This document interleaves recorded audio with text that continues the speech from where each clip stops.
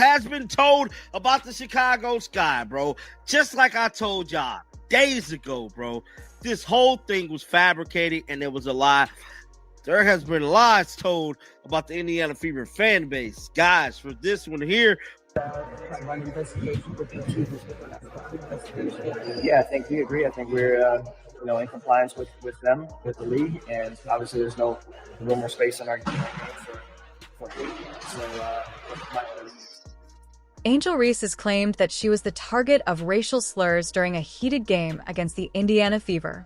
But now, her very own head coach, Tyler Marsh, has shocked fans and media alike, openly admitting that he wasn't even aware of the incident until after the game.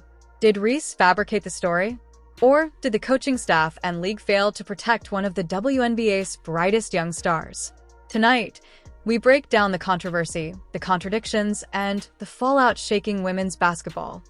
So, again, we're just forthcoming with anything that the league is able to do investigation-wise. And just a quick follow-up on it. Just because you coached in Indiana, did you ever have any issues with that while you were coaching there? I think my focus was always on the team. When did you become aware that there was hate speech that happened?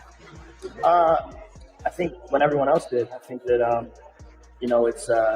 it's something that we heard about, and I'm an organization and doing my job as best as I could. And so, it's kind of. Were you learning this throughout the game, or just at that moment? Oh, I was concentrated on our team and what we were doing game plan wise against Indiana. This all began on insert game date when the Chicago Sky faced off against Caitlin Clark and the Indiana Fever. After the game, Reese claimed that members of the crowd hurled racist insults her way. The statement instantly went viral, sparking outrage and sympathy, but also skepticism. Many asked, where was the proof? Why didn't anyone else hear it? And most importantly, why didn't her head coach, Tyler Marsh, step in? Just closed the investigation. He just destroyed it. Guys, this is bad, bad, bad, bad, bad. For that said person, I'm going to say Angel Reese. Tyler Marsh just confirmed. I didn't hear about this thing until y'all heard about it. How is you the head coach? You didn't hear about anything because nothing ever happened. Because she too spoke to the media today, and she too is still claiming, allegedly, that she was being harassed, bruh. That people was targeting her, bruh. When pressed by reporters, Marsh admitted that he had no idea anything had happened during the game. His exact words, "I think when everyone else did, that's when I became aware." For many, this statement raised red flags. How could a coach, the first line of support for his players, miss something so serious happening on his own sideline?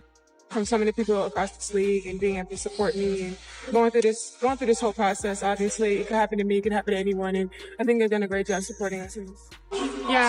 Yeah, obviously there's no place in this league for that. I think the WNBA and our team and our organization has done a great job supporting me. I've had communication from everyone. How did it affect you Saturday, trying to do your job, trying to play, and having this going on simultaneously? Yeah, obviously it's tough, but I think I have a great support system. I'm loved by so many people. And obviously in the moment it's hard to hear. ESPN's Stephen A. Smith, Ryan Clark, and countless commentators jumped on the story. Some accused Reese of exaggerating. Others defended her, pointing out the double standards between how Reese and Caitlin Clark are treated in media. While Clark is often celebrated for her fiery competitiveness, Reese is criticized as classless or aggressive. That racial undertone has followed her since her LSU days, when she taunted Clark during the 2023 NCAA championship. RG3 jumps on to the hate train or to the angry train and now follows along with what we saw from Keith Olbermann, what we saw from Dave Portnoy as they poured on to Angel Reese to make her the villain. But everyone's still talking Caitlin Clark, Angel Reese, racism. Ryan Clark made a video attacking RG3 the other day, in the process name dropped me and Keith Olbermann, which is the biggest insult of all time. Beyond a he said, she said, there's also the official WNBA process. League rules require teams to immediately report harassment or hate speech incidents to officials during the game. But that didn't happen here. Instead, the claims surfaced later with the WNBA launching an investigation only after Reese's statements to the media. This gap raises serious questions. Was the harassment real but mishandled? Or was the story inflated after the fact? This isn't the first time Reese has found herself at the center of controversy. From her trash-talking rivalry with Caitlin Clark to viral social media spats to her bold public statements about race and respect, Reese has often leaned into the role of basketball's outspoken villain. Critics say this is another case of her exaggerating for attention. Supporters argue it's yet another example of her being unfairly targeted by fans, media, and even her own league. At its core, this story isn't just about one player or one coach.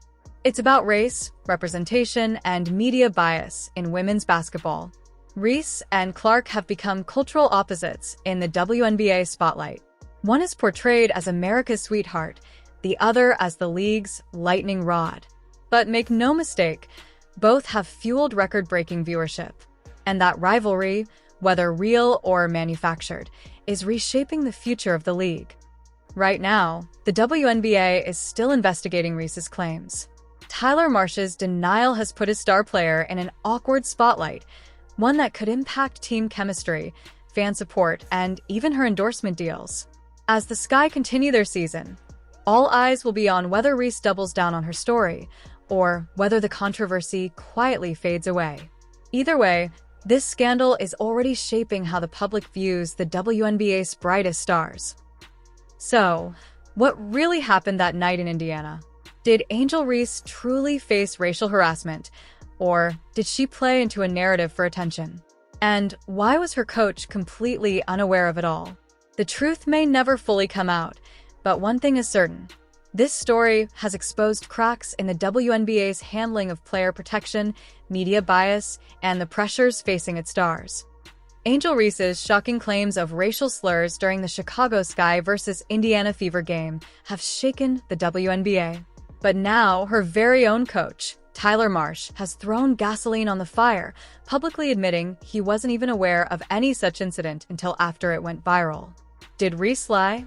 Or did her team and league fail her when she needed them most? Tonight, we dig deep into the press conference that has fans, players, and analysts pointing fingers in every direction. The controversy began after a heated July matchup between the Chicago Sky and Caitlin Clark's Indiana Fever. Reese claimed she was targeted with racist insults from fans. Her words spread like wildfire, sparking outrage on social media, sympathy from some, and skepticism from others. But what shocked many was Coach Tyler Marsh's response when asked about it. He said, "I think when everyone else did, that's when I became aware." For critics, Marsh's words were a bombshell. How could a head coach not know about something so serious happening to a star player, right in the middle of a sold-out arena? Was Reese exaggerating? Or was this a case of her own staff failing to act? The contradiction between Reese's emotional claims and Marsh's cold denial has turned this into one of the WNBA's most polarizing storylines. ESPN's Stephen A. Smith, Ryan Clark, and others entered the debate. Ryan Clark, no relation to Caitlin Clark, defended Reese and blasted critics like RG3, Keith Olbermann, and Barstool's Dave Portnoy. Portnoy, meanwhile, accused Reese of hiding behind race, claiming fans only dislike her because she's been a jackass for 3 years. The divide couldn't be sharper. Is Reese a victim, or is she playing the villain role she's leaned into since her college days? To understand why this blew up, we have to go back to the rivalry that started it all. In 2023, LSU's Angel Reese taunted Iowa's Caitlin Clark in the NCAA championship, a moment replayed millions of times. Ever since, Reese has embraced the role of villain, while Clark has been cast as the golden girl of women's basketball. The narrative has fueled ratings, headlines, and endless debate.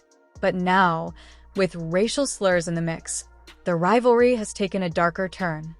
League rules require immediate reporting of harassment or hate speech during games. But the Sky never filed such a report. The WNBA only launched an investigation after Reese spoke publicly. That delay raises two questions.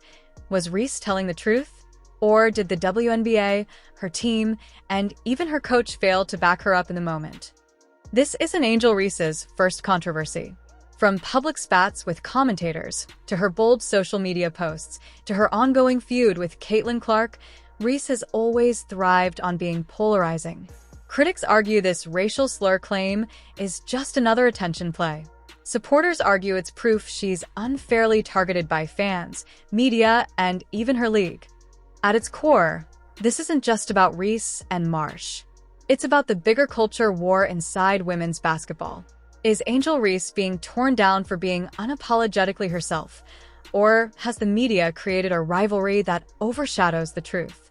Either way, this story has kept fans glued to screens, boosted WNBA ratings, and ensured that Reese and Clark remain the two most talked about players in the sport. So, what really happened at the Fever game? Did Angel Reese truly face racial harassment?